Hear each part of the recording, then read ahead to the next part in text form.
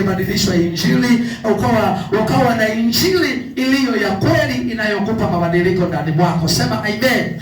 Na tayari anawaambia katika kwenenda kwenu, hubirini mkisema ufalme wa mbinguni umekaribia. Pozeni wagonjwa, fufueni wafu.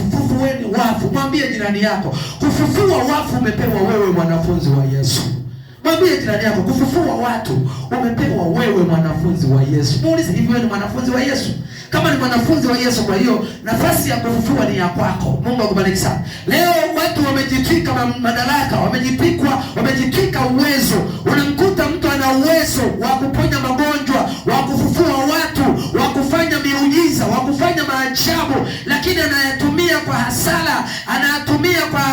Kwa sababu akiwaponya watu anataka 1,000,000, akiwaponya watu anataka 10,000, akiwaponya watu anataka 1,000,000, akiwaponya watu anataka 7,000,000. Ni kwa sababu yeye ni mchungaji wa mishahara. Sema amen. Mpaka sasa hivi kwenye makanisa wapo watu wanakusanya sadaka. Mtu anaenda kuombea, mchungaji niombee maana ninateseka wiki nzima. Anakuambia umeshatoa sadaka? Sijatoa. Mchungaji atoe kwanza sadaka ili maombi yatakaswe. Kwa hiyo wanapigwa ile ambayo nilizungumza asubuhi, na mioyo yao yenye ujinga ikatiwa giza. Ina maana leo watu hawaoni na hawafahamu kwa sababu mioyo yao imetiwa giza. Lakini moyo wako umepewa nuru wa kuyajua yaliyo ya Mungu. Hebu jipigie makofi kuyajua yaliyo ya nuru. Sema amen. Na ndio maana leo watu wamekuwa vipofu, hawatayajua mpaka watafute wanafunzi wa Yesu. Sisi wanafunzi wa Yesu tutawaambia ukweli, tutawaeleza ukweli kwamba maombezi, unapomwombea mtu muombee bure.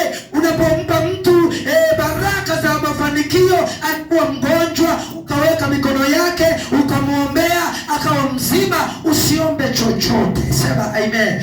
Usiombe lolote. Leo kuna watu mtu anaugua, anaumwa, anaenda kwa mtume, anaenda kwa nabii, anamwambia nabii niombe. Anamuuliza una pesa? Ndio. Shilingi ngapi? Ina shilingi 50,000. Ndogo sana, ongeza kidogo.